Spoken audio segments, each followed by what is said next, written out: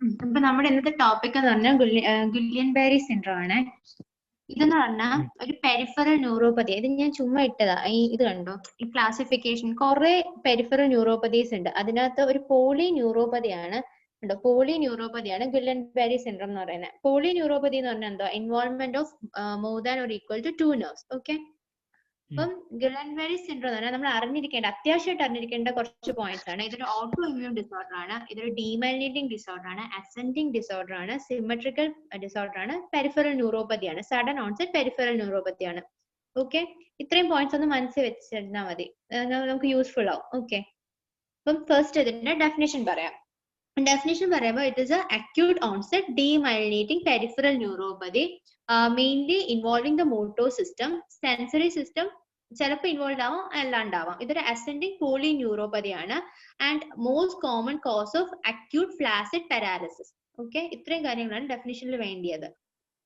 Okay, ഒന്നുകൂടെ പറയാം. Definition ആയിട്ട് പറയുകയാണെങ്കിൽ rapidly progressive predominantly motor symmetric poly neuropathy leading to bulbar and respiratory compromise. ഇങ്ങനെ ടെക്സ്റ്റ് പറഞ്ഞേക്കുന്നത് കേട്ടോ. ഇത്രയും പോയിന്റ്സ് ഓർത്താൽ മതി. അക്യൂട്ട് ഓൺസെറ്റ് ആണ്, ഡീമൈലിനേറ്റിംഗ് പോളി ന്യൂറോപ്പതി ആണ്, മോട്ടോർ സിസ്റ്റം ആണ് മെയിൻ ആയിട്ട് എഫക്ട് ചെയ്യുന്നത്, സെൻസറി സിസ്റ്റം ഇൻവോൾവ് ആവാം, ഇൻവോൾവ് അല്ലാണ്ടാവാം, പിന്നെ അസെൻഡിങ് ആണ് കേട്ടോ, അസെൻഡിങ് പോളി ന്യൂറോപ്പതി ആണ്, പിന്നെ most common cause of flaccid paralysis ആണ്. ഇതെന്ന് പറഞ്ഞാൽ ഭയങ്കര റെയർ ഡിസോർഡർ ആണ്. കണ്ടോ, 1 to 2 കേസസ് ഒക്കെ ഉള്ളൂ 1 lakh പീപ്പിൾ എടുത്തു കഴിഞ്ഞാൽ. ഭയങ്കര റെയറാ. ഇനി ഇത് എങ്ങനെയാ വരുന്നേന്ന് നോക്കാവേ, എത്തിയോളജി. അപ്പോ ഇത് ആക്ച്വലി ഒരു ഓട്ടോ ഇമ്മ്യൂൺ ഡിസോർഡർ ആണെന്ന് ആദ്യമേ പറഞ്ഞില്ലേ. Hello, okay. അപ്പൊ ആദ്യം ഒരു ഇൻഫെക്ഷൻ വരും, ആൾക്ക് ഒരു ഇൻഫെക്ഷൻ വരും. ഒന്നെങ്കിൽ ഒരു റെസ്പിറേറ്ററി ഇൻഫെക്ഷൻ ആയിരിക്കും, അല്ലെങ്കിൽ ഒരു GI ഇൻഫെക്ഷൻ ആയിരിക്കും. ഓക്കെ, ഇപ്പൊ റെസ്പിറേറ്ററി ഇൻഫെക്ഷൻ എന്ന് പറയുമ്പോൾ മെയിൻ ആയിട്ട് cytomegalo virus, Epstein Barr virus, mycoplasma pneumonia, ഇതിന്റെയൊക്കെ ഇൻഫെക്ഷൻ. GI സിസ്റ്റത്തിൽ നോക്കുവാണെങ്കിൽ ഫുഡ് പോയ്സണിങ്, അതാണ് ഈ മോള് എഴുതിയിട്ടുണ്ടോ, ക്യാമ്പൈലോബാക്ടർ ജെജിനി. ഈ ക്യാമ്പൈലോബാക്ടർ ജെജിനി ഫുഡ് പോയ്സണിന്റെ സമയത്ത് വരുന്ന ഒരു സാധനമാണ്. അപ്പൊ ഇതൊക്കെ വരുമ്പോഴത്തേനും നമ്മുടെ ബോഡി എന്ത് ചെയ്യും? ഇതാണ് ഈ പാത്തോഫിസിയോളജി കാണിക്കുന്നത്. ഒന്നുമില്ല, ഡയഗ്രം ഇത്ര ഉണ്ടെന്നേ ഉള്ളൂ. ഇതിങ്ങനെ അകത്ത് കയറുമ്പോൾ നമ്മുടെ ബോഡി എന്ത് ചെയ്യും? അതിനെതിരായിട്ട് ആന്റിബോഡീസ് പ്രൊഡ്യൂസ് ചെയ്യും. പക്ഷെ ഈ ക്യാമ്പൈലോബാക്ടർ ജെജിനിയുടെ സർഫസിലുള്ള ആന്റിജനും നമ്മുടെ ന്യൂറോൺസിലുള്ള ആന്റിജനും തമ്മിലൊരു സിമിലാരിറ്റി ഉണ്ട്. അപ്പൊ നമ്മൾ മോളിക്കുലർ മിമിക്രി പഠിച്ചിട്ടില്ലേ, മറ്റേ ബീറ്റ ഹീമോളിറ്റിക് സ്ട്രെപ്റ്റോകോക്കൈ, അതൊക്കെ പഠിച്ചപ്പോ അതേ സെയിം സംഭവം തന്നെ ഇവിടെ മോളിക്കുലർ മിമിക്രിയാണ് നടക്കുന്നത്, ഇൻ ഷോർട്ട്. അപ്പം അവിടെ ഈ ക്യാമ്പൈലോബാക്ടർ ജെജിനിയുടെ ഒക്കെ പുറത്തൊഴിക്കുന്ന ആന്റിജനെതിരായിട്ട് നമ്മുടെ ബോഡി എന്ത് ചെയ്യും? ആന്റിബോഡീസ് പ്രൊഡ്യൂസ് ചെയ്യും. അപ്പൊ ഈ ആന്റിബോഡീസ് പോയിട്ട് നമ്മളെ തന്നെ നെർവ്സിനെ എഫക്ട് ചെയ്യും. അങ്ങനെയാണ് ഈ ഗുലിയൻ ബാരി സിൻഡ്രോം ഉണ്ടാവുന്നത്. ഓക്കെ, ഇത് കുറെ സബ് ടൈപ്സും വേരിയൻസും ഉണ്ട്. വേരിയൻസ് വേണ്ട, സബ് ടൈപ്സ് 4 എണ്ണം പഠിക്കണം. AIDP, അമാൻ, അംസാൻ, പിന്നെ മില്ലർ ഫിഷർ സിൻഡ്രോം. ഇത് നമ്മുടെ ഒരു കേസ് ആണ് മെഡിസിനിൽ. നമുക്ക് ഒരു തവണ കേസ് ഡിസ്കഷനിൽ സാർ വായിച്ചില്ലായിരുന്നു ഈ ക്വസ്റ്റ്യൻ? നമുക്ക് കേസ് ആ കേട്ടോ. അപ്പൊ ഈ സബ് ടൈപ്സ് അറിയണം. AIDP എന്ന് പറഞ്ഞാൽ acute inflammatory demyelinating poly neuropathy. പിന്നെ അമാൻ എന്ന് പറഞ്ഞാൽ acute motor axonal poly neuropathy. AMSAN എന്ന് പറഞ്ഞാൽ acute motor and sensory axonal neuropathy. പിന്നെ മില്ലർ ഫിഷർ സിൻഡ്രോം. ഓക്കെ, അപ്പം ഇതിന്റെ 4ന്റെ ഡിഫറൻസ് നോക്കാം. അപ്പൊ AIDP എന്ന് പറയുമ്പോഴത്തേനും നമ്മൾ ഏത് നെർവ് ആണോ അഫക്ട് ചെയ്യുന്നത് അതിനനുസരിച്ചായിരിക്കും അതിന്റെ മാനിഫെസ്റ്റേഷൻസ്.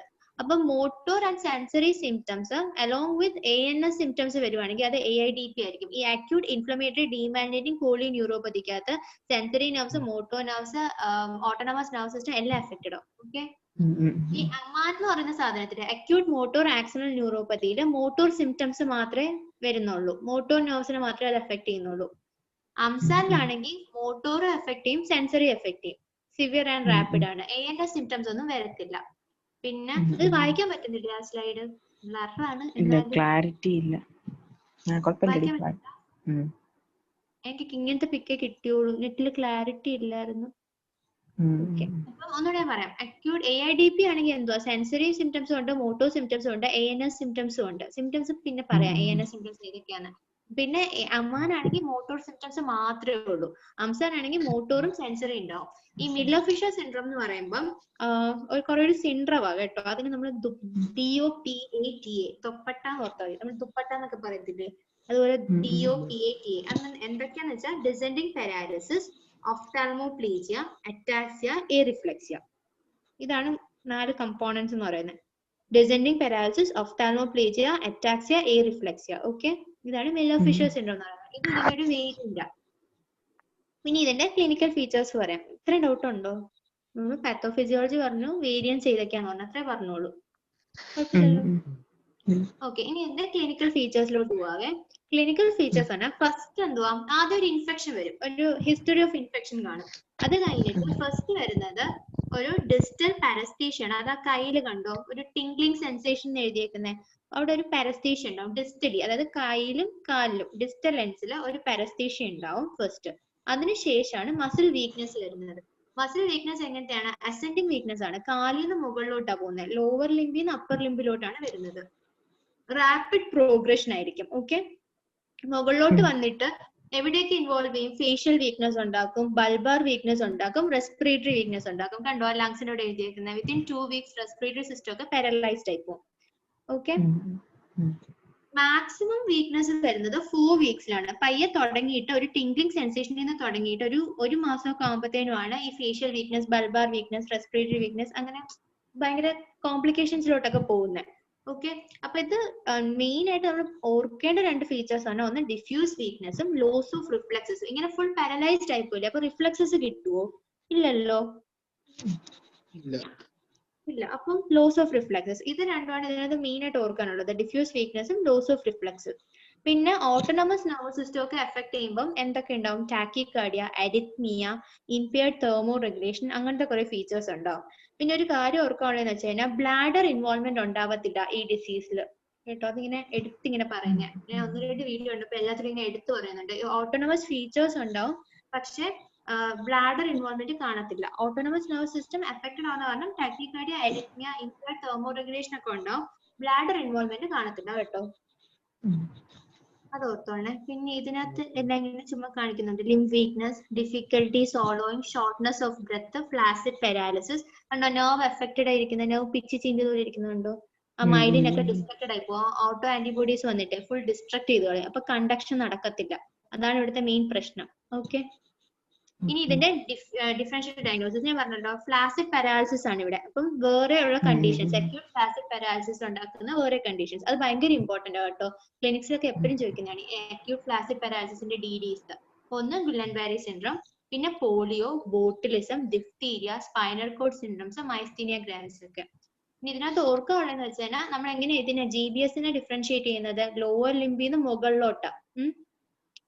അസെൻഡിങ് പാരാലിസിസ് ആണ്, റാപ്പിഡ് പ്രോഗ്രഷൻ ആണ്, പിന്നെ ബൈലാറ്ററൽ ഇൻവോൾവ്മെന്റ്. ഞാൻ പറഞ്ഞില്ലേ ആദ്യം സിമെട്രിക്കൽ ഇൻവോൾവ്മെന്റ് ആണ്, ബൈലാറ്ററൽ ഇൻവോൾവ്മെന്റ്. ഇത് ഞാൻ ചുമ്മാ ഇട്ടത്, ഇത് ഹെറിഡിറ്ററി നോർ കണ്ടേജിയസ്, ഹെറിഡിറ്ററി ഇതൊന്നും ഇല്ല. പിന്നെ ലോ മോർട്ടാലിറ്റി റേറ്റ് ആണ്, ഇത് വന്ന് ആരും മരിച്ചൊന്നും പോകത്തില്ല. 4 ആഴ്ച കൊണ്ട് ഇതൊന്നും പീക്ക് ആവും, പിന്നെ തന്നെ അത് റിസോൾവ് ചെയ്ത് പൊയ്ക്കോളൂ. നമ്മൾ ഫിസിയോതെറാപ്പി ഒക്കെ എടുത്താൽ മതി. അത് നമുക്കിനി പറയാം. ഇനി ഡയഗ്നോസിസ് പറയുമ്പം എന്തൊക്കെയാ? ഫസ്റ്റ് ഈ സിംറ്റംസ് സിമെട്രിക്കൽ, ഇങ്ങനെ നമ്മൾ മുകളിൽ കുറച്ച് കാര്യങ്ങൾ പറഞ്ഞില്ലേ, ഇതിനെ ഡിഫറൻഷിയേറ്റ് ചെയ്യുന്ന ഫീച്ചേഴ്സ്. അപ്പൊ അത് വെച്ച് ക്ലിനിക്കലി തന്നെ നമുക്ക് ഡയഗ്നോസിസ് ചെയ്യാം. മെയിൻ ആയിട്ട് ആബ്സെന്റ് റിഫ്ലക്സസും പിന്നെ സിമെട്രിക്കൽ പാരാലിസിസും ഒക്കെ വെച്ച് തന്നെ നമുക്ക് പറയാം. പിന്നെ നമ്മൾ നോക്കുന്ന വെച്ചാൽ ലംബാർ പങ്ക്ചർ എടുത്തു നോക്കും, അതാണ് ബെസ്റ്റ് ഇനിഷ്യൽ ടെസ്റ്റ്. ഇങ്ങനെ നമുക്കൊരു സസ്പിഷൻ വന്നു കഴിഞ്ഞാൽ ഒന്ന് കൺഫേം ചെയ്യാനായിട്ട് ഫസ്റ്റ് നമ്മൾ ചെയ്യുന്നത് CSF അനാലിസിസ് ആണ്. CSF അനാലിസിസ് ചെയ്യുമ്പോൾ എങ്ങനെയാ? പ്രോട്ടീൻ എലിവേറ്റഡ് ആയിരിക്കും, സെൽ കൗണ്ട് റെഡ്യൂസ്ഡ് ആയിരിക്കും. Protein more than 550 mg/L, cell count less than 50 per ml. അങ്ങനെയാണ് അതിന്റെ ഒരു വാല്യൂ എന്ന് പറയുന്നത്. അത് ഓർത്തില്ലെങ്കിൽ ഇത്രയും പറഞ്ഞാൽ മതി. CSF നമ്മൾ നോക്കുമ്പോൾ ആൽബുമിനോ സൈറ്റോളജിക് ഡിസോസിയേഷൻ കാണും. പ്രോട്ടീൻസ് കൂടിയിരിക്കും, സെൽ കൗണ്ട് കുറഞ്ഞിരിക്കും. അതുകൊണ്ടായിരിക്കും ആൽബുമിനോ സൈറ്റോളജിക് ഡിസോസിയേഷൻ കാണും എന്ന് പറയണം CSF. Okay, hello. പിന്നെ നമ്മൾ ചെയ്യുന്ന ഒരു ടെസ്റ്റ് ആണ് നെർവ് കണ്ടക്ഷൻ സ്റ്റഡീസ്. അതൊന്ന് കൺഫേം ചെയ്യാൻ വേണ്ടിയിട്ട്. അപ്പം CSF ചെയ്തു, പക്ഷെ CSF ഇങ്ങനെ ഇരിക്കുന്നെന്ന് പറഞ്ഞിട്ട് ഈ albumino cytologic dissociation not specific to GBS ആണ്, സ്പെസിഫിക് അല്ല. അപ്പൊ അതുകൊണ്ട് നമ്മൾ ഒന്നും കൂടെ കൺഫേം ചെയ്യാൻ വേണ്ടിയിട്ട് നെർവ് കണ്ടക്ഷൻ വെലോസിറ്റി എടുത്തു നോക്കും. അതുപോലെ ഇലക്ട്രോമയോഗ്രഫി എടുത്തു നോക്കും. ഈ അതിനകത്ത് കാണിച്ചേക്കുന്ന ഈ നെർവ് കണ്ടക്ഷൻ സ്റ്റഡി എങ്ങനെ ചെയ്യുന്നതെന്ന്, അതായത് ഒരു നെർവില് 2 ഇലക്ട്രോഡ്സ് വെക്കും. ഓക്കെ, എന്നിട്ട് നമ്മൾ ആ ഇലക്ട്രോഡ്സിനെ ഒരു മീറ്ററിലോട്ട് കണക്ട് ചെയ്യും. എന്നിട്ട് ഒരു ഇലക്ട്രോഡിനെ സ്റ്റിമുലേറ്റ് ചെയ്ത് കൊടുക്കും. എന്നിട്ട് ആ സിഗ്നൽ അടുത്ത ഇലക്ട്രോഡിലോട്ട് എത്തുന്ന ടൈം നോക്കും. അപ്പൊ ഇത് നെർവ് കണ്ടക്ഷൻ അല്ലേ അഫക്ട് ചെയ്യുന്നത്, അപ്പൊ അവിടുത്തെ ടൈം എന്താ കൂടുതലായിരിക്കും. അങ്ങനെയാണ് നെർവ് കണ്ടക്ഷൻ സ്റ്റഡി ചെയ്യുന്നത്. ഓക്കെ, പിന്നെ ഈ ഇലക്ട്രോമയോഗ്രഫിയിൽ നോക്കുമ്പോഴത്തേനും നമുക്ക് എഫ് വേവ്സ് കാണാൻ പറ്റും എന്നാ പറയുന്നത്. ഈ F waves indicates conduction block. അത്ര അറിഞ്ഞാൽ മതി, എഫ് വേവ്സ് കാണാൻ പറ്റും. പിന്നെ ഇതിനകത്ത് നമുക്ക് ആന്റിബോഡീസ് കാണാൻ പറ്റും. നമ്മൾ പറഞ്ഞല്ലോ ഓട്ടോ ആന്റിബോഡീസ് ഉണ്ടാവുമെന്ന്. അപ്പൊ ഓട്ടോ ആന്റിബോഡീസ് കാണാൻ പറ്റും എന്ന് എഴുതിയിട്ടുണ്ട്. പിന്നെ അത് അത്രേ ഉള്ളൂ. ഡയഗ്നോസിസ് മെയിൻ ആയിട്ട് CSF എഴുതണം, നെർവ് കണ്ടക്ഷൻ വെലോസിറ്റി, പിന്നെന്തോ ഇലക്ട്രോമയോഗ്രഫി ഒക്കെ. പിന്നെ ഒരു കാര്യമുണ്ട്, ഇത് നമ്മൾ പറഞ്ഞില്ലേ മുകളിലോട്ട് ചെന്ന് ഡയഫ്രത്തിന് പാരാലിസിസ് ഉണ്ടാക്കും. ഡയഫ്രം പാരാലിസിസ് വരുമ്പോഴാണ് റെസ്പിറേറ്ററി ഡിസ്ട്രസ് ഒക്കെ വരുന്നത്. അപ്പൊ റെസ്പിറേറ്ററി ഡിസ്ട്രസ് വന്നാൽ കണ്ടു ICU എന്ന് എഴുതി വെച്ച് ICU അഡ്മിറ്റ് ചെയ്യേണ്ടി വരും. അപ്പം ഭയങ്കര കോംപ്ലിക്കേഷൻ ആയിപ്പോ. അപ്പൊ അതിലോട്ട് പോവാതിരിക്കാൻ വേണ്ടി നമ്മൾ എപ്പോഴും പൾമണറി ഫംഗ്ഷൻ ടെസ്റ്റ് ഇങ്ങനെ നോക്കിക്കൊണ്ടിരിക്കും, റെസ്പിറേറ്ററി ഡിസ്ട്രസ് ഒന്നും ആവാണ്ടിരിക്കാൻ വേണ്ടിയിട്ട്. ഓക്കെ, പിന്നെ നമ്മൾ റൂൾ ഔട്ട് ചെയ്യണം other causes of neuromuscular paralysis. നമ്മൾ കുറച്ച് DDs പറഞ്ഞില്ലേ നേരത്തെ, പോളിയോ, ബോട്ടുലിസം, ഡിഫ്തീരിയ, അത് ഏതെങ്കിലും ആണോ എന്ന് നോക്കി അത് റൂൾ ഔട്ട് ചെയ്യണം. അത്രേ ഉള്ളൂ ഇൻവെസ്റ്റിഗേഷൻ ആൻഡ് ഡയഗ്നോസിസ്. പിന്നെ ട്രീറ്റ്മെന്റ് എന്ന് പറഞ്ഞാൽ കാര്യമായിട്ടൊന്നുമില്ല. നമ്മൾ IV ഇമ്മ്യൂണോഗ്ലോബുലിൻസ് അല്ലെങ്കിൽ പ്ലാസ്മ ഫെർസിസ് ആണ് ചെയ്യുന്നത്. കണ്ടോ, പ്ലാസ്മ ഫെർസിസ് അല്ലെങ്കിൽ ഇമ്മ്യൂണോഗ്ലോബുലിൻസ്. ഈ പ്ലാസ്മ ഫെർസിസ് ആണ് ഒന്നുമില്ല, നമ്മൾ ഓട്ടോ ആന്റിബോഡീസ് ഉണ്ടെന്ന് പറഞ്ഞില്ലേ. ഈ ഓട്ടോ ആന്റിബോഡീസ് അല്ലേ പ്രശ്നം. അപ്പൊ നമ്മൾ ബ്ലഡ് പുറത്തോട്ട് കൊണ്ടുപോയിട്ട് ഈ ഓട്ടോ ആന്റിബോഡീസിനെ റിമൂവ് ചെയ്യുക, എന്നിട്ട് നല്ല ബ്ലഡ് തിരിച്ചു കയറ്റുക, അത്രേ ഉള്ളൂ. ഓക്കെ, അല്ലെങ്കിൽ നമ്മൾ ഇമ്മ്യൂണോഗ്ലോബുലിൻസ് കൊടുക്കും, ഏതെങ്കിലും ഡോണറിന്റെ നിന്ന് എടുത്തിട്ട് IV ഇമ്മ്യൂണോഗ്ലോബുലിൻസ് കൊടുക്കും. ഇത് രണ്ടും കൂടി ഒരിക്കലും ചെയ്യത്തില്ല, ഒന്നെങ്കിൽ IV ഇമ്മ്യൂണോഗ്ലോബുലിൻസ് അല്ലെങ്കിൽ പ്ലാസ്മ ഫെർസിസ്. IV ഇമ്മ്യൂണോഗ്ലോബുലിൻസ് എന്ന് പറഞ്ഞാൽ 2 gram/kg, അതാണ് ഡോസ് പറയുന്നത്, ഫോർ 5 days. ഓക്കെ, ഇത് രണ്ടും കൂടി ഒരുമിച്ച് കൊടുക്കത്തില്ല, ഒന്നെങ്കിൽ IV ഇമ്മ്യൂണോഗ്ലോബുലിൻസ് കൊടുക്കുക അല്ലെങ്കിൽ പ്ലാസ്മ ഫെർസിസ് ചെയ്യാം. പിന്നെ നമ്മൾ ചെയ്യുന്നതാണ്, ഇപ്പം ഡയഫ്രം ഒക്കെ ഇൻവോൾവ് ആയി കഴിഞ്ഞാൽ നമുക്ക് കിട്ടത്തില്ലല്ലോ, റെസ്പിറേറ്ററി ഡിസ്ട്രസ് ഉണ്ടാവില്ലേ. അപ്പൊ എന്താ, മെക്കാനിക്കൽ വെന്റിലേറ്റർ കൊടുക്കേണ്ടി വരും, യൂസ് ചെയ്യേണ്ടി വരും. പിന്നെ IV ആന്റിബയോട്ടിക് തെറാപ്പി, പിന്നെ മാനുവലി മൂവ് ചെയ്യിക്കും പേഷ്യന്റിന്റെ ലിംസ് ഒക്കെ, ഫിസിയോതെറാപ്പി ചെയ്യിക്കും. പിന്നെ ആന്റികോയാഗുലന്റ് തെറാപ്പി, കാരണം പാരാലിസിസ് ആയി കിടക്കുകയല്ലേ, അപ്പൊ പെട്ടെന്ന് DVT വരാനുള്ള ചാൻസ് ഉണ്ടല്ലോ. അപ്പൊ നമ്മൾ ആന്റികോയാഗുലന്റ് തെറാപ്പി കൊടുക്കും. ഇതൊക്കെയാണ് ട്രീറ്റ്മെന്റിൽ പറയുന്നത്. ഓക്കെ, ട്രീറ്റ്മെന്റ് എന്ന് പറയുമ്പോൾ ഇത് നമ്മൾ ക്യൂർ ചെയ്യാൻ വേണ്ടിയിട്ട് ട്രീറ്റ്മെന്റ് കൊടുക്കേണ്ട ആവശ്യമൊന്നുമില്ല. ഈ വീക്ക്നെസ് എന്ന് വെച്ചാൽ എന്തായാലും ഇത് തന്നെ റിസോൾവ് ചെയ്ത് പോവും, പക്ഷെ അത് പോവാൻ എടുക്കുന്ന ഡ്യൂറേഷൻ കുറയ്ക്കാൻ വേണ്ടിയിട്ടാണ് നമ്മൾ ഈ പ്ലാസ്മ എക്സ്ചേഞ്ച് IVIG ഒക്കെ ചെയ്യുന്നത്. ഓക്കെ, കണ്ടോ, ഈ എന്തുവാ ഇപ്പൊ ഡിസീസ് വന്നു കഴിഞ്ഞാൽ ഒരു 2 to 3 weeks ആകുമ്പോൾ മാക്സിമം പാരാലിസിസ് ആണ്, അതിനുശേഷം തന്നെ അത് റിസോൾവ് ചെയ്ത് പൊയ്ക്കോളും.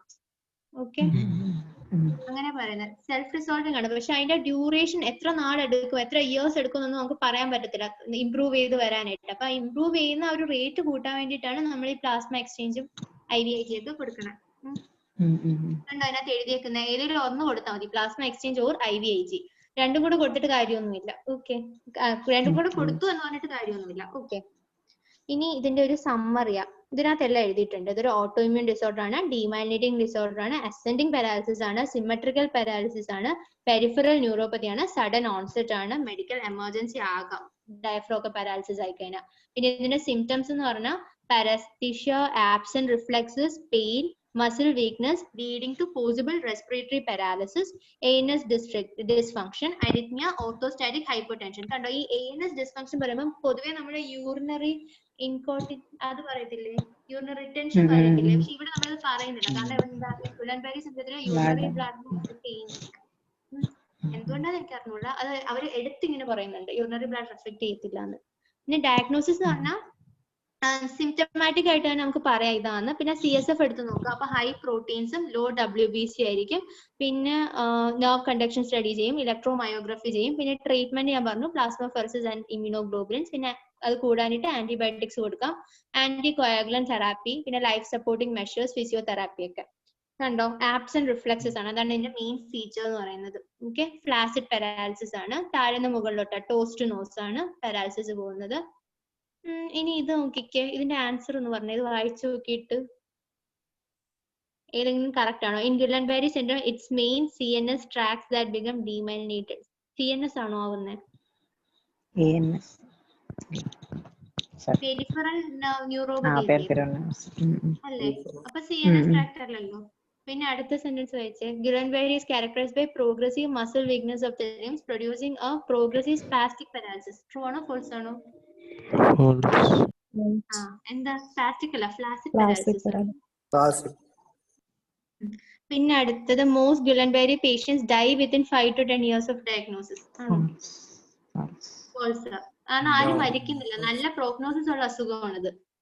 അവരെല്ലാം ഇമ്പ്രൂവ് ചെയ്യും. മരിക്കുന്നത് വളരെ കുറച്ച് പേരാണ്. ഇൻ കേസ് റെസ്പിറേറ്ററി പാരാലിസിസ് ഒക്കെ വന്നു കഴിഞ്ഞാൽ മാത്രമേ അവിടെ ഒരു ഡെത്തിന്റെ ചാൻസ് വരുന്നുള്ളൂ. ഓക്കെ. പിന്നെ studies have linked GBS to an infection of several pathogens including Clostridium difficile. Clostridium difficile ആണോ? അല്ല, false. ഓക്കെ. Campylobacter jejuni അല്ലായിരുന്നോ?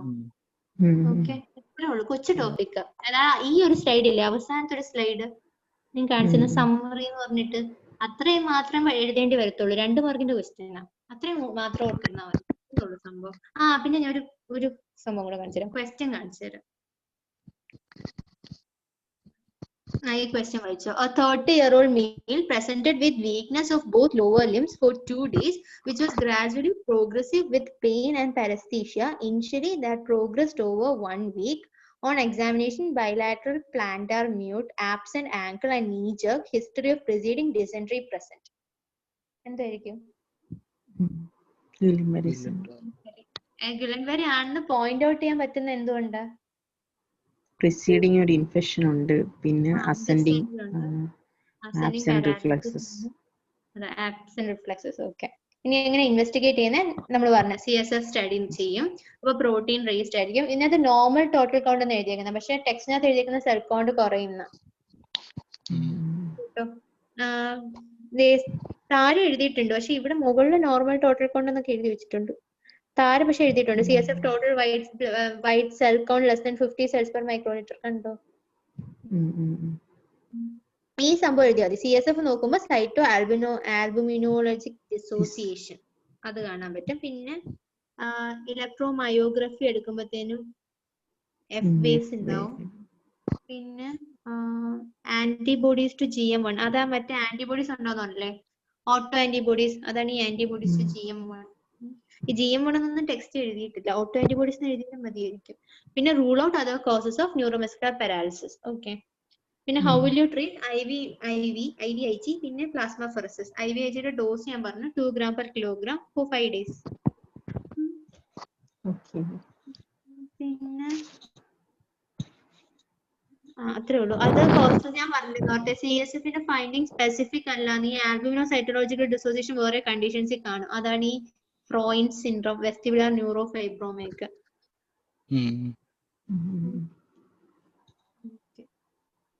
അത്രേ ഉള്ളൂ. നമ്മുടെ ഹോസ്പിറ്റലിൽ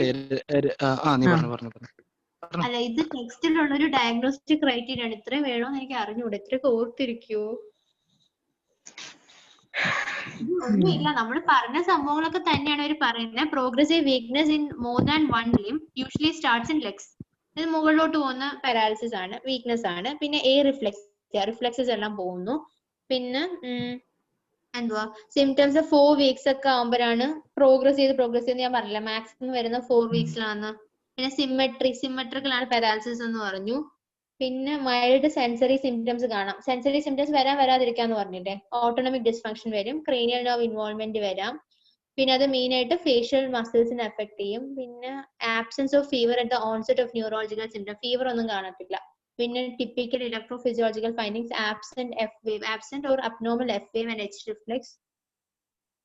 ഇത്രയൊക്കെ മതിയായിരിക്കും, ബാക്കി താരോട്ട് വലുതായിട്ട് മനസ്സിലായതുമില്ല.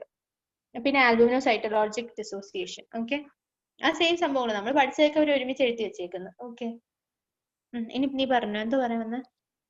നമ്മുടെ ഹോസ്പിറ്റലിൽ 2 GBS കേസ് വന്നിട്ടുണ്ടായിരുന്നു.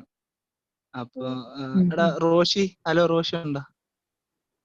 ഹലോ റോഷി. ഹലോ എടാ പറടാ, കേസ് എനിക്ക് ഓർമ്മയില്ല എങ്ങനെയായിരുന്നു. നമ്മളത് ഇവിടെ ശാസ്താംകോട്ടുള്ള ഒരു പോലീസുകാരന് ആയിരുന്നു. മൂപ്പര് വന്ന് കഴിഞ്ഞപ്പോഴാണ് ഞങ്ങൾ പോയി കണ്ടത്. മൂപ്പർക്ക് എന്ന് വെച്ച് കഴിഞ്ഞപ്പോ ആക്ച്വലി ആദ്യം കാലിലല്ല, മൂപ്പർക്ക് ആദ്യം കൈക്കാണ് വീക്ക്നെസ് തോന്നിയത്. എന്ന് വെച്ച് കഴിഞ്ഞാൽ മൂപ്പര് പോലീസ് രാവിലെ എക്സസൈസ് ചെയ്യുന്ന സമയത്ത് പുഷപ്പ് എടുക്കുമ്പോഴൊക്കെ ഭയങ്കര വീക്ക്നെസ്, പൊന്താൻ പറ്റുന്നില്ല. അങ്ങനെ കൈക്കെല്ലാം ഭയങ്കര ക്ഷീണം, തളർച്ച പോലെ. പിന്നെ കാലിന് ഇതുപോലെ ഭയങ്കര ക്ഷീണം തോന്നി, നടക്കുമ്പോഴെല്ലാം ഭയങ്കര കുഴയുന്ന പോലെ തോന്നി. അങ്ങനെ ജോലിക്ക് പോകാൻ പറ്റാണ്ടായപ്പം കൊണ്ടുവന്ന് കാണിച്ച് അങ്ങനെ ചെക്കപ്പ് എല്ലാം ചെയ്തപ്പോഴാണ് GBS ആണെന്ന് മനസ്സിലായത്. അപ്പം വന്ന് അന്ന് GBS ആണെന്ന് ഡയഗ്നോസ് ചെയ്തപ്പോൾ തന്നെ മൂപ്പരെ കുറച്ച് കഴിഞ്ഞപ്പോൾ ICUലേക്ക് മാറ്റി. ഈ റെസ്പിറേറ്ററി പ്രോബ്ലം ഒന്നും വരാണ്ടിരിക്കാൻ വേണ്ടി മൂപ്പർക്ക് റെസ്പിറേറ്ററി പ്രോബ്ലം വന്നിട്ടില്ല, പക്ഷെ പെട്ടെന്ന് വരുമെന്ന് തോന്നിയപ്പോൾ അങ്ങനെ എന്തോ ICUലേക്ക് മാറ്റി 2 ദിവസം അവിടെ ആയിരുന്നു. അങ്ങനെ മൂപ്പർക്ക് പിന്നെ തെറാപ്പി ആയിട്ട് ഇത് തന്നെ ഇമ്മ്യൂണോഗ്ലോബിൻ അതെല്ലാം കൊടുത്ത്. അപ്പൊ നമ്മൾ ഫയല് നോക്കിയപ്പം ആദ്യത്തെ കുറച്ച് ദിവസം 5 ഡോസിലാണെന്ന് തോന്നുന്നു കൊടുത്ത്, പിന്നെ ഡോസ് കുറയ്ക്കുക അങ്ങനെ എന്തോ ഫയല് നോക്കിയപ്പോൾ ഒരു ഓർമ്മ. പിന്നെ മൂപ്പര് നമ്മൾ പോയെന്ന് മൂപ്പര് എണീറ്റിരിക്കുന്നൊക്കെ ഉണ്ട്, വലിയ കുഴപ്പമൊന്നുമില്ല. നമ്മൾ പോയപ്പോ എനിക്ക് തോന്നുന്നു 6 or 7 ദിവസം എങ്ങാണ്ടാണ്, 2 ദിവസം കണ്ട് ICUയിൽ വെച്ച് പിന്നെ റൂമിലേക്ക് മാറ്റി. ഇത് തന്നെ ട്രീറ്റ്മെന്റ് കണ്ടിന്യൂ ചെയ്ത്. അങ്ങനെ ഞങ്ങൾ പോയപ്പം ഫിസിയോതെറാപ്പി അത്യാവശ്യം ഉണ്ടായിരുന്നു തോന്നില്ലേ? ഇല്ല, പിന്നെ അതിന്റെ കൂടെ ഫിസിയോതെറാപ്പി. ഫിസിയോതെറാപ്പി, അത്രേ ഉള്ളൂ. വേറൊരു കേസ് ഉണ്ടായിരുന്നു. അനസുണ്ടോ? ഹലോ അനസുക്ക. ഉണ്ട്. ഹലോ അനസേ എടാ, നീ ആക്കണ്ട പേഷ്യന്റ് കാര്യം എന്തുവായിരുന്നു? ഒരു ഹലോ ഫീമെയിൽ പേഷ്യന്റ് ഇല്ലായിരുന്നു? പറഞ്ഞോ. ഉണ്ട്. ഹലോ പറഞ്ഞോടാ. ഒരു ഫീമെയിൽ പേഷ്യന്റ് ആയിരുന്നു. ഏകദേശം ഒരു കേക്കുന്നില്ലടാ? കേക്കുന്നില്ല? ഹലോ കേക്കാം. അവിടെ ഫീമെയിൽ പേഷ്യന്റ് ആയിരുന്നു. ഒരു ഹലോ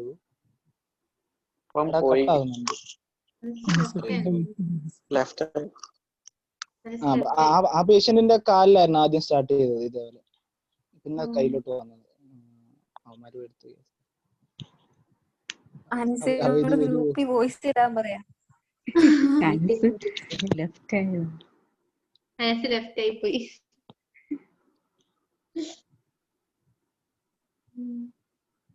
ഇത് നമുക്കില്ല, മറ്റേ ചാർട്ടില് ക്വസ്റ്റ്യൻ ആയിട്ടുണ്ടായിരുന്നല്ലോ ഈ GBS അന്ന് മറ്റേ അന്ന് മറ്റേ പുള്ളിക്കാരൻ ഡിസ്കസ് ചെയ്തായിരുന്നു, മറ്റേ സാറ്. ഇത് നമുക്ക് കേസല്ലല്ലോ, കേസാണോ? അല്ല,